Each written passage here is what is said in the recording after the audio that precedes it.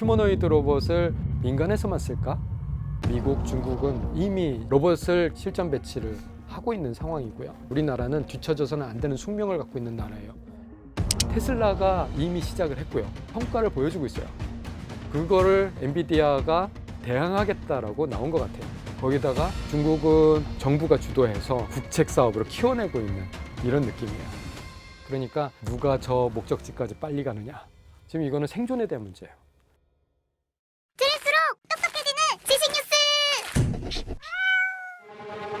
인류적인 측면에서 보면은 인간이 만든 어떠한 기술도 국방에 사용되지 않았던 적은 단 한 번도 없습니다. 특히 첨단 기술일수록 먼저 국방에서 사용해서 민간에 흘러나오는 이런 구도를 만들어 왔어요. 로봇이라고 해서 예외냐? 아닙니다. 지금 사족보행 로봇들 있잖아요. 이미 국방에서 쓰이고 있어요.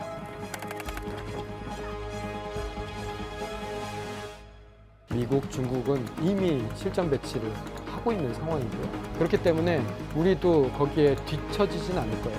왜냐하면 우리나라는 뒤처져서는 안 되는 숙명을 갖고 있는 나라예요.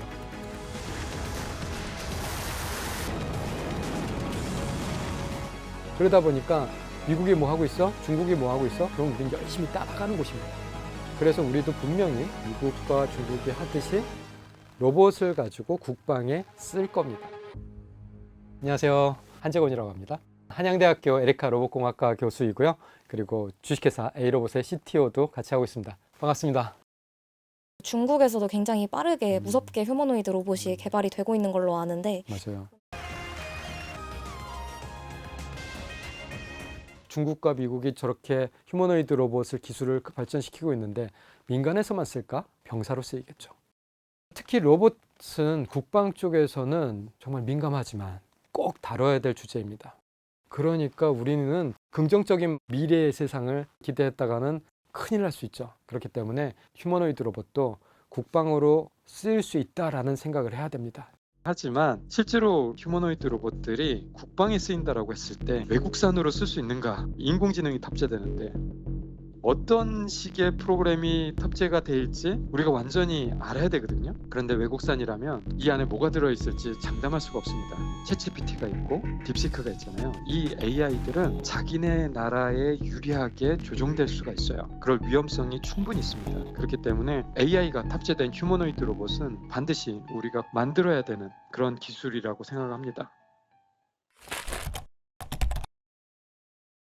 얼마 전에 젠슨 황이 네. 일반 로봇공학에 챗GPT를 탑재한 순간이 온다. 네. 챗GPT가 인공지능을 우리 곁에서 쓸 수 있게 만든 어떤 중요한 포인트가 됐어요. 챗GPT라는 게 짠 하고 나오니까 야, 이렇게 편리한 게 있구나 라는 것을 느끼면서 AI가 얼마나 우리 곁에서 잘 쓸 수 있겠나 라는 상상을 이제 하기 시작을 했습니다.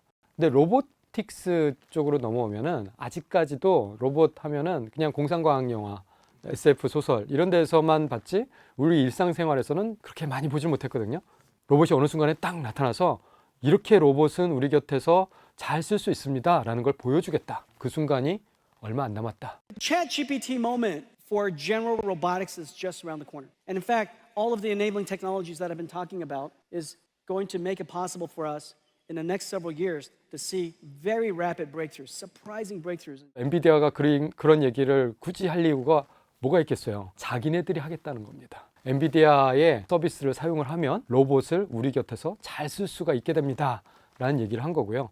이 비디오는 엔비디아가 공개한 비디오예요. 어떻게 하면 로봇을 쓸 수 있겠는가 라는 솔루션을 제공하는 겁니다. 일단 사람이 헤드마운트 디스플레이를 끼고 움직이죠. 사람이 이렇게 하는 거야 라고 움직이면 아, 로봇이 이렇게 하는 거였구나 라고 하면서 따라하게 돼요. 이것을 이미테이션 러닝, 모방학습이라고 하거든요. 요게 시작이에요. 그런데 그 따라하는 게 한 번 가르쳐 줬다고 잘 될까요? 사람도 한 번 가르쳐 줬는데 잘 하기 힘들잖아요. 로봇은 더해요. 그래서 저런 학습을 처음에 받은 다음에 그걸 증폭시켜야 돼요. 수십, 수백, 수천 번의 연습을 해야 됩니다. 근데 그거를 일상생활에서 하기에는 너무 시간도 많이 들고 노력도 많이 들죠. 그래서 엔비디아가 제공해주는 시뮬레이션 안에서 수천 번 해봐라. 이 시뮬레이션 공간을 제공해 줄 테니 연습을 시키세요 라고 하는 겁니다. 그리고 나면 엔비디아에서 로봇용 인공지능 모델이 만들어지는데 그거를 로봇에 탑재하라는 겁니다. 저거 다 공짜로 준다고 그랬거든요. 인공지능 모델 그 만들기 어려운 걸 만들어준대요. 그럼 로봇 하는 사람들이 그냥 갖다 쓰래요. That Cosmos is open licensed. 그럼 엔비디아는 어떻게 해서 돈을 벌 건데? 라는 거죠. 뭐 자선 사업하는 게 아니잖아요. 하나가 숨겨져 있는 얘기가 있습니다. 그 만들어진 AI 모델은 엔비디아가 만든 컴퓨터에서만 돌아가요. 그게 엔비디아가 하는 전략이에요. 엔비디아가 예전에 그래픽 카드를 만드는 회사에서 지금 AI 회사가 됐잖아요. 어떻게 해서 그렇게 됐을까요? 엔비디아가 소프트웨어를 진짜 잘 만들어준 거예요. 쿠다라고 부르는 인공지능을 잘 구현할 수 있는 소프트웨어를 정말 잘 만들어주고 그 AI를 잘 돌리게 해주는, 잘 구동되게 해주는 컴퓨터가 엔비디아의 GPU인 거예요. 그래서 엔비디아의 GPU를 살 수밖에 없는 그런 상황을 만든 겁니다. 그래서 인공지능에서 승기를 잡았듯이 로봇 쪽에서도 똑같은 전략으로 승기를 잡겠다라는 얘기를 한 겁니다. 굉장히 무서운 얘기예요. 엔비디아의 그 CEO 젠슨 왕이 이렇게 걸어 나올 때 보면 뒤에 휴머노이드 로봇들이 배경으로 쫙 깔립니다. 그게 연합군들이에요. 그리고 젠슨 왕이 얘기한 것 중에 딱 귀에 들어오는 단어가 피지컬 AI라는 말이었어요. Let's talk about physical AI. NVIDIA Cosmos, a world foundation model that is designed, that was created to understand the physical world. 피지컬은 뭐 물리적인 형체를 갖고 있는 이런 말입니다. AI가 지금 우리 곁에서 서비스하는 걸 보면 형체가 있지는 않아요. 그런데 이거를 물리적인 공간, 실제 생활로 갖고 나오겠다라는 말입니다. 그랬을 때 필요한 도구가 무엇일까? 로봇인 거예요. 그래서 로봇을 이용해서 피지컬 AI를 구현하겠다라는 말을 하고 있는 것이고요. AI가 실제 생활에서 뭔가 서비스를 하려고 한다면 무엇이 필요할까라고 생각을 하는 거죠. 행동이에요. 행동. 움직여야 돼요. 거기다 제일 중요한 거는 자기 스스로 판단해서 일하는 거예요. 자, 저것 좀 해봐 라고 했을 때 로봇이 찰떡같이 알아듣고 그 일을 수행을 해야 돼요. Can I have something to eat? Sure thing. 그렇기 때문에 AI가 진짜 중요하고 AI가 중요한 만큼 좋은 AI를 만들기 위한 좋은 데이터가 핵심입니다. 어떻게 좋은 데이터를 잘 수집을 해서 좋은 AI를 만드는가? 이 싸움이 승패를 가를 거예요. 그래서 데이터의 규모가 굉장히 많이 필요한데 그거를 아까 말씀드렸던 물리적인 세계가 다 구현이 되는 시뮬레이션을 만들어 보자. 거기서 로봇을 놓고 훈련을 시키자. 그리고 그 데이터가 증폭이 되면 그걸 인공지능의 파운데이션 모델에 막 넣으면 이제 로봇용 인공지능이 돼서 나오는 거예요. 그거를 로봇에 한번 넣어보고 실제로 잘 되는 건지 지켜보는 겁니다. 테슬라가 이미 시작을 했고요. 테슬라가 뭔가 성과를 보여주고 있어요. 일론 머스크가 이런 얘기를 했어요. 테슬라는 AI 로봇 회사가 될 겁니다. 그러면서 그때부터 데이터 쌓는 걸 보여주기 시작했어요. 테슬라는 FSD, 자율주행 기술로 인공지능 실력을 쌓아온 회사예요. 그 FSD를 로봇에 적용하는 법을 깨우친 거죠. You know, this would cost something like, I don't know, $20,000, $30,000. Probably less than a car, is my prediction long term. 테슬라의 휴머노이드 로봇 옵티머스가 공장에서 일할 준비를 마쳤습니다. 그거를 엔비디아가 대항하겠다라고 나온 것 같아요. 그런데 엔비디아는 로봇 하드웨어를 만드는 회사는 아니란 말이죠. 그래서 로봇 만들 줄 아는 사람들은 다 우리 곁에 와라. 우리가 인공지능을 만들 수 있게 도와줄 테니 로봇 잘 만드는 사람들, 당신들이 우리랑 같이 로봇 세상을 빠르게 만들어가 봅시다. 그래서 두 축이 생긴 것 같아요. 테슬라의 한 축과 엔비디아의 한 축. 근데 엔비디아는 연합군 같은 느낌이고요. 테슬라는 독자적인 느낌을 갖고 있습니다. 테슬라는 공개를 안 해요. 자기들끼리만 해요. 그래서 우리는 선택을 해야 됩니다. 엔비디아의 연합군이 될 것인가? 아니면 우리가 스스로 이 모든 걸 할 것인가? 로봇은 인간과 거의 흡사하게 닮은 모델이 최종 종착지일 수 있겠네요. 네네네. 휴먼 플러스 로이드, 그러니까 인간을 닮은 그 기계라는 뜻이죠. 그런데 인간을 닮은 기계에 인간의 그 정의가 과연 움직임만 있느냐는 거예요. 생각까지. 그래서 인간처럼 잘 알아듣고 눈치 빠르게, 그래서 저 인간이 무슨 일을 하기를 원하는구나, 그럼 난 이거를 해야지라고 적절한 행동을 할 수 있는 것까지, 그것까지가 휴머노이드 로봇의 모습이라고 생각을 합니다. 딸기맛 사탕 집어줘. 딸기맛이란 단어를 빨간색으로 받아들여 빨간 사탕을 골라 컵에 담아줍니다.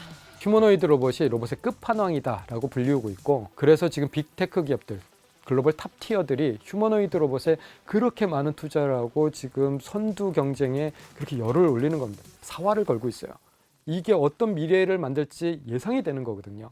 AI가 이렇게 발전하기 전까지는 그 수많은 일들을 어떻게 일일이 과학자들이 다 코딩을 해서 해, 그건 불가능해 라고 했는데, AI가 이제는 로봇들이 학습을 하면서 스스로 해낼 거예요 라는 길을 열어줘 갖고 이거 휴머노이드 로봇 된다 라는 얘기를 하기 시작한 겁니다. 그런데 휴머노이드 로봇은 그렇게 어떤 특정한 동작, 특정한 목적 하나만 하는 것을 목표로 하지 않습니다. 범용이에요. 그럼 휴머노이드 로봇이 왜 범용이냐? 그 답은 우리에게 있어요. 왜냐하면 인간이 수많은 도구와 수많은 환경들을 만들면서 문명을 만들어 왔는데, 이 모든 것들이 인간 몸에 잘 맞춰져 있어요. 우리가 잘 쓰려고. 그렇기 때문에 로봇 하나를 만들어서 이것도 하고 저것도 하고 수많은 일을 하고 싶으면 그 로봇을 인간처럼 만들어버리면, 인간의 모양처럼 만들어버리면 그 많은 것들을 성공할 확률이 굉장히 높아져요. 그래서 두 손, 두 팔, 두 다리를 가진 로봇을 만드는 겁니다. 그리고 이제 얼굴도 되게 중요해요. 왜냐하면 이거는 감정적으로 중요해요. 얼굴은 인간과 소통하기 위해서 굉장히 중요한 도구입니다. 표정도 잘 만들어야 되고요. 여기에 각종 센서들을 넣어서 인간들이 어떤 상황인지, 지금 이 주변이 어떤 일이 벌어지고 있는지를 잘 모니터링할 수 있어야 돼요. 그래서 결국에는 인간처럼 만들어 버리면 범용성이 생겨나고, 이 범용성은 경제성하고 연결되고, 이 경제성이 연결됐을 때 새로운 산업이 펼쳐나갈 수 있는 상상력이 막 발휘되는 거예요. 예를 들어서 스마트폰, 모바일 혁명이 일어났죠. 비디오를 찍을 수 있는 능력과 인터넷과 그리고 텍스트를 입력할 수 있는 능력과 이런 것들이 다 짬뽕이 되니까 1인 미디어가 생겨나요. 유튜브 크리에이터라는 직업이 생겨나요. 거기에서 부가가치가 생겨나요. 그것뿐만인가요? 수많은 앱들을 보세요. 예전에는 없던 서비스들이에요. 그런데 그 스마트폰이란 기계 안에서 실현될 수가 있었던 거예요. 그래서 배송 로봇, 협동 로봇, 사족보행 로봇, 기타 여러 가지 로봇들이 막 나오고 있는데, 이 로봇들을 다 하나의 로봇에 넣을 수 있다면 그땐 또 무슨 일이 벌어질까? 이런 생각을 하는 거예요. 여러 가지를 한 기계가 할 수 있다는 거는 새로운 상상력과 새로운 산업이 펼쳐지는 거예요. 범용성이 만들어내는 산업혁명에 우리는 주목을 해야 돼요. 그래서 휴머노이드 로봇이 제2의 스마트폰이 될 것이다. 휴머노이드 로봇이 AI 혁명을 완수할 것이다 라는 말을 지금 하고 있습니다. 우리나라 얘기를 하자면은 미국과 중국을 빼고 전 세계에서 휴머노이드 로봇을 잘 만들 수 있는 곳이 어디냐라고 물어본다면 독일, 프랑스, 이탈리아, 이 정도인가? 라고 생각을 하다가 잠깐만, 대한민국이라는 데가 있는데 한국 잘하지. 그러니까 한국이 굉장히 주목받는 곳인 게 맞습니다. 하지만 일단 미국이 1등인 건 맞는 것 같아요. 기술 수준으로는 저 멀리 앞으로 뛰어가고 있어요. 그리고 그 기술을 중국이 빠르게 바짝 뒤쫓아가고 있는 형국입니다. 그런데 좀 특징이 있는 게, 미국은 AI를 중심으로 많은 기업들이 움직이고 있고, 중국은 정부가 주도해서 국책 사업으로 키워내고 있는 이런 느낌이에요. 그리고 중국은 AI보다는 약간 기계적인 능력, 뭔가 걷고 뛰고 움직이고를 잘하는 것에 포커싱이 돼 있어요. 로봇이 스스로 무언가 일을 한다라기보다 뭔가 엔지니어들이 그 전날 막 열심히 코딩해서 넣어서 반복하는 느낌이 좀 있는데, 미국의 휴머노이드 로봇들은 그렇지 않아요. AI를 기반으로 자기가 스스로 무언가 일을 하는 것에 좀 더 초점이 맞춰져 있어요. Hey, figure one, what do you see right now? I see a red apple on a plate in the center of the table, a drying rack with cups and a plate, and you standing nearby with your hand on the table. 그럼 이제 우리는 뭐냐라는 거죠. 얼마 전에 삼성전자가 로봇 회사를 그 자회사로 편입시켰죠. 휴머노이드 로봇을 하겠다라는 신호탄이라고 보고 있습니다. 그리고 LG전자도 휴머노이드 로봇 하겠다라는 선언도 하시고, 그리고 현대자동차는 이미 보스턴 다이나믹스라는 걸출한 로봇 기업이 있죠. 테슬라의 옵티머스가 나오기 전까지만 해도 보스턴 다이나믹스의 아틀라스가 누가 뭐래도 넘버원이었어요. 그런데 요즘에는 아틀라스를 얘기하는 사람들이 그렇게 많지는 않은 것 같아요. 왜냐하면 휴머노이드가 완전히 바뀌었기 때문입니다. 예전에 휴머노이드는 일종의 뭔가 기술력을 자랑하는 그런 도구 정도였어요. 나 덤블링도 할 줄 알아, 나 뛸 줄도 알아, 뭐 이런 거였는데 지금의 휴머노이드는 일상생활에서 일할 수 있는가, 얘가 과연 비즈니스 모델이 될 수 있는가의 영역으로 넘어와 버렸어요. 그걸 일론 머스크가 만들어냈죠. 그래서 휴머노이드 로봇은 이제는 값도 싸야 되고요, 성능도 좋아야 되고요, 안전해야 돼요. 이런 얘기를 하다 보니까 보스턴 다이내믹스의 아틀라스가 좀 경쟁력을 잃었습니다. 완전히 그 주인공 자리를 뺏겨버렸어요. 왜냐하면 비싸고 조금 위험한 물질들을 써요. 유압 제어 같은. 유압은 고온 고압에서 움직이기 때문에 안정성에 대해서 얘기를 하면 좀 약점이 있거든요. 그러다 보니까 보스턴 다이내믹스가 심기일전에서 그 유압 제어를 버리고 전기 모터 방식으로 완전히 전환을 했습니다. 그리고 보스턴 다이내믹스도 이제 상업화의 대열에서 경쟁하겠다. 로봇을 공장에서 쓰는 그런 시연을 보여주고 있어요.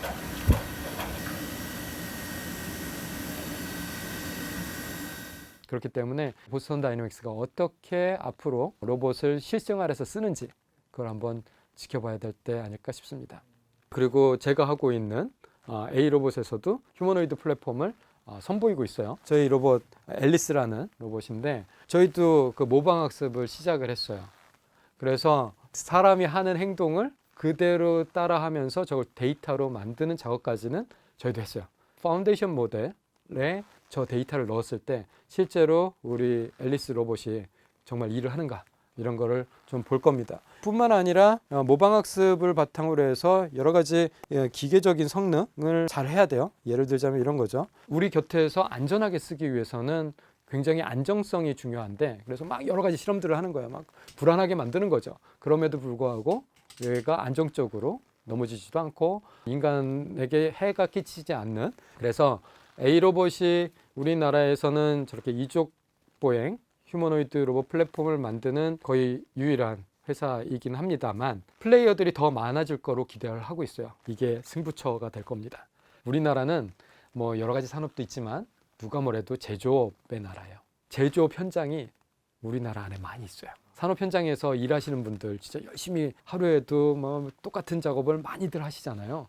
그런 것들 하나하나가 데이터라고요. 그래서 우리 주변에 쭉 널려 있는 이 데이터들을, 산업 데이터들을 어떻게 하면 로봇에 넣을 수 있을까? 이 생각을 하고 있어요. 이거를 재산이라고 보고 이것이 좋은 AI를 만드는 수단이라고 보는 시각의 전환이 필요해요. 그리고 또 휴머노이드 로봇에서 핵심이 뭐냐라고 하면은 저는 주저없이 반도체라고 얘기를 해요. AI 칩들. 결국에는 AI가 잘 돌아가야 되는데 그게 AI가 어디서 돌아가요? 반도체에서 돌아가요. 그러면 그 반도체는 어디 있어야 돼요? 로봇 몸속에 있어야 돼요. 반도체의 능력이 어떻게 되느냐에 따라서 휴머노이드가 우리 곁에 다가오는 속도를 측정할 수 있을 정도예요. 그래서 반도체 잘하는 우리나라 회사들 정말 로봇 잘할 그런 기반이 돼 있는 겁니다. 거기다가 자동차 만드는 나라잖아요. 기계 잘 만든다고요. 우리는 정말 좋은 인프라를 갖고 있다라고 저는 생각을 하고 있어요. 휴머노이드 로봇이 산업혁명을 일으킬 때 우리나라 분명히 좋은 조건에서 좋은 고지를 선점할 거다라고 예상을 하고 있습니다. 로봇이 현장으로 만약에 투입이 되면 또 많은 사람들이 내 일자리는 하는 맞아요. 부분도 있을 건데 맞아요. 저는 좀 다르게 생각을 하고 있는 게 휴머노이드 로봇이 노동을 한다 그러면 그래 인간이 하기 어려운 일 하는 거 좋아. 그런데 그게 내 일이 아니었으면 좋겠어 라는, 제가 내 일자리 뺏으면 어떡하지? 이렇게 양가 감정이 생길 수밖에 없을 거라고 생각을 해요. 그랬을 때 한번 생각을 바꿔서 생각을 해보자고요. 사람이 없어서 지금 힘들어하는 곳에 로봇을 먼저 쓰는 거죠. 지금 농촌에만 가보더라도 젊은이들도 없고 그 수확을 하기 위해서 각종 기계들을 쓰고 있긴 하지만 참 힘들어하세요. 그래서 우리 일손이 부족한 곳, 그런 곳에 휴머노이드 로봇이 들어가서 우리 산업을 좀 지탱해주는 이런 역할을 해야 되는 게 지금 당면과제다. 앞으로 20년 내에는 사람이 없어서 고통받을 일자리들이 너무 많습니다. 거기에 들어가 줘야 돼요. 지금 이거는 생존에 대한 문제예요. 우리 산업이 무너질 위기에 처해져 있고 경제 성장률 마이너스로 들어가기 시작하면 우리 다 같이 가난해지는 거예요. 그거를 막아줘야 돼요.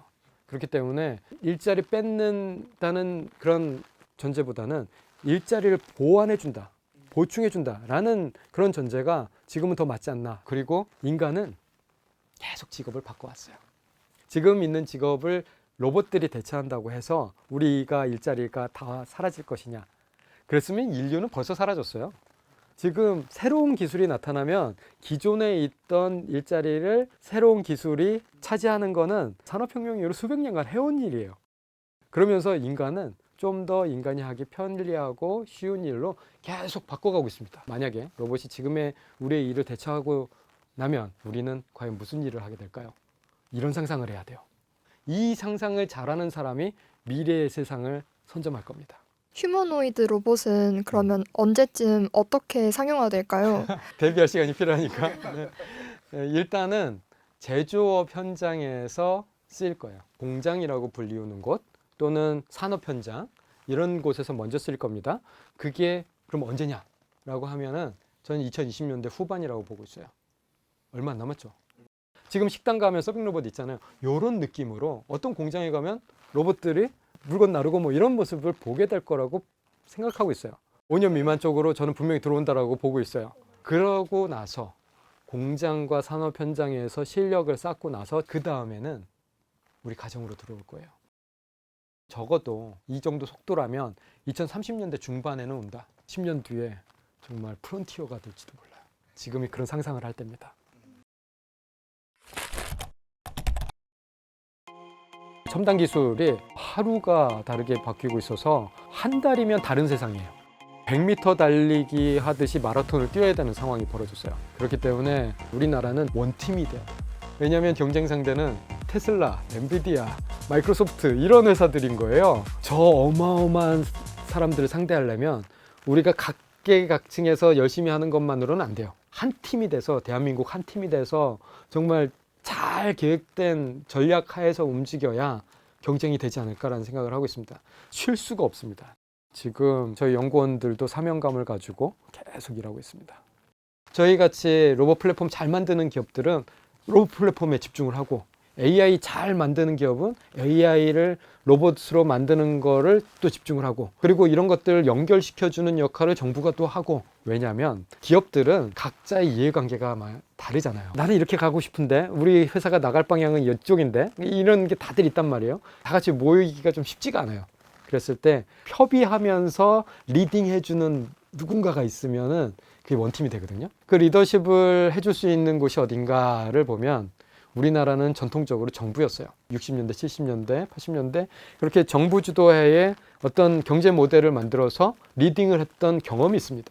이제는 그런 시대가 아니야 뭐 그렇게 생각할지도 모르겠습니다만 그럼에도 불구하고 정부가 할 수 있는 그런 능력이 지금 절실한 상황인 거죠. 그렇게 뭔가 이 생태계가 만들어졌을 때 우리는 비로소 뭔가 좀 대적해 볼 만한 그런 팀이 될 수 있지 않을까라는 생각을 하고 있어요. 휴머노이드 로봇 굉장히 두렵기도 하고 기대도 많이 되는 플랫폼입니다. 이 휴머노이드 로봇이 산업혁명을 가져올 거라는 것은 이의가 없을 정도로 모두가 공유하고 있는 순간이 지금 2025년입니다. 너무 두려워하지 마시고요. 이때 우리가 어떻게 작전을 세우고 어떠한 새로운 아이디어를 만드느냐에 따라서 앞으로 10년, 20년이 결정될 수도 있습니다.